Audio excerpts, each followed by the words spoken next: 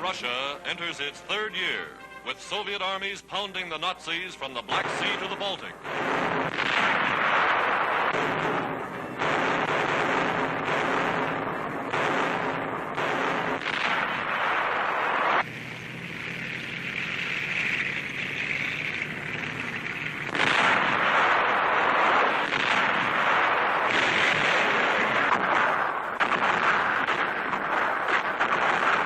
Retaking town after town, Soviet forces find a ravaged country left by the Nazis. But Hitler paid a price for this wanton destruction. That price was more than 5 million Nazi soldiers. Fighting with new power, Russia's Black Sea Fleet is seen here in action against Nazi supply ships. From Sevastopol come enemy bombers to the attack, and the fleet throws up a barrage of anti-aircraft fire.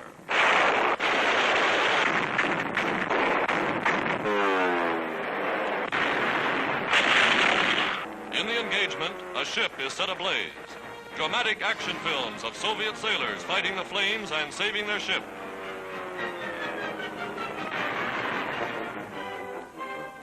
Wounded, but like his ship, still in the fight. Now patrol planes sight a Nazi submarine, and depth charges shake the sea.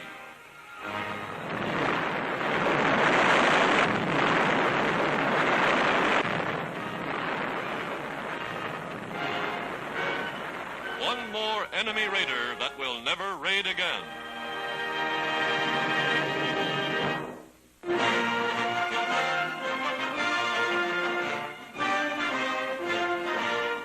Canada orders increased production of coal to speed the war effort.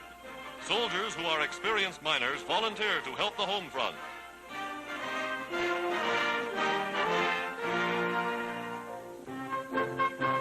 Coal furloughs, special leaves of absence, are granted for 3 months to permit the men to do the work they know best. Typical of these soldier miners is Private McDonald. Changing from Army khaki to the blue overalls of the mines, Private McDonald is one of but many volunteers returning to serve where he is most needed.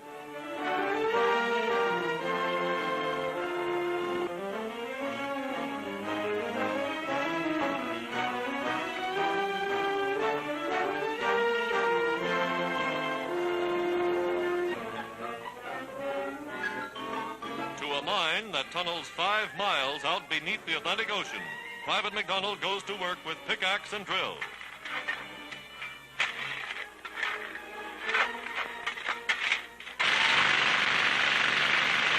Here, miners work in the world's largest undersea mines. Imagine mining coal under the ocean 5 miles from shore.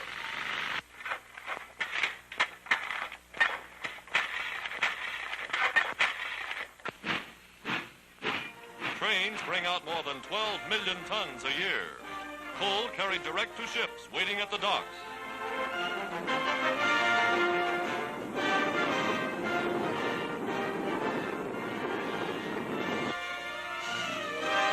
Coal to make coke for the blast furnaces that smelt iron ore.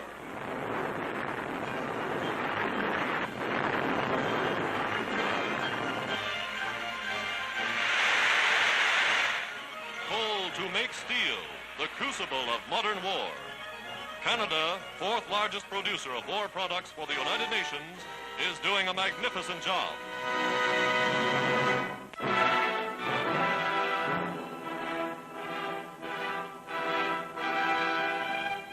Far out in the hills of India and Burma, native carriers and their pack elephants are helping American forces in the tremendous task of bringing food, munitions, and medicine to distant Army outposts.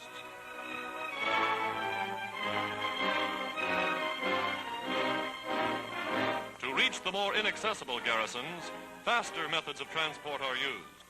Packing supplies in canvas bundles, they're loaded aboard huge cargo planes to be delivered by parachute.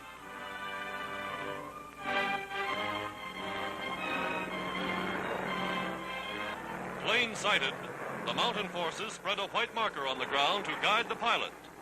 A signal fire to help show him the field.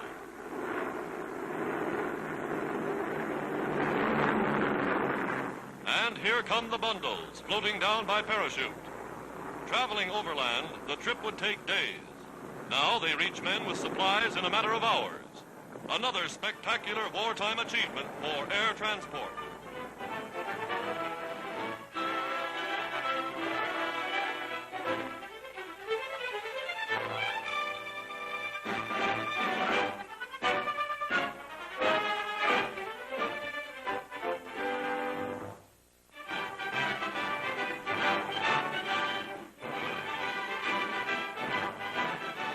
An Australian division, rugged, sunburned veterans of the North African campaign, receives a triumphant welcome home.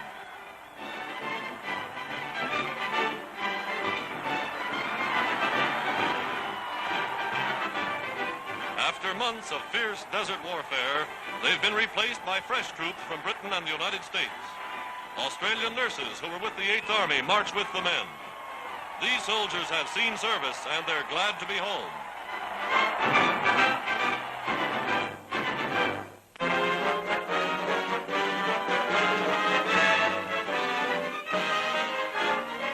America brings relief in the wake of war. Refugees from Europe are first to be aided by the new United States Office of Foreign Relief and Rehabilitation, now established in North Africa. Although in fairly good physical condition, most of the men are in tatters, their feet in rags, in makeshift sandals, or wearing nothing at all.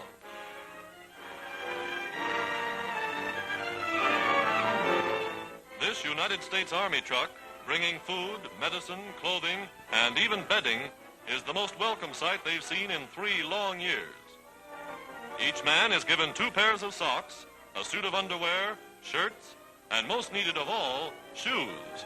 The Germans and Italians having long since stripped North Africa of leather, shoes have been unknown.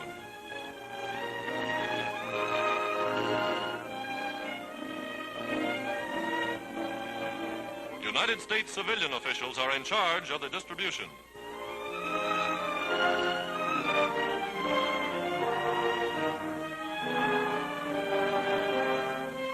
First scenes of human reconstruction that must follow in the wake of war. America and the other United Nations are doing their utmost to repair the damage that has been done.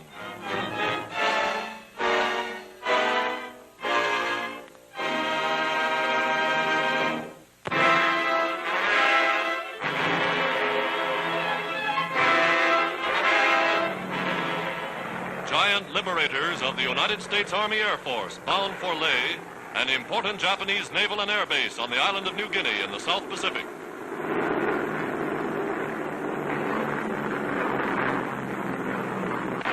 Over the target, they send 36 tons of high explosives and incendiary bombs plunging earthward. Japanese airfields and installations smashed, the raiders prepare the way for the capture by land forces of strategic island bases in this area.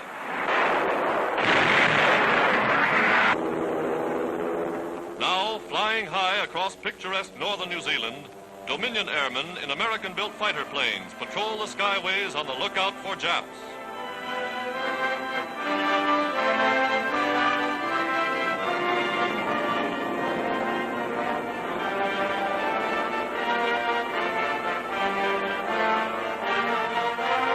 Miles away, over New Zealand's famous Southern Alps, bombers cruise against a backdrop of snow-capped glaciers and towering mountain peaks. Allied air power constantly increasing in the South Pacific.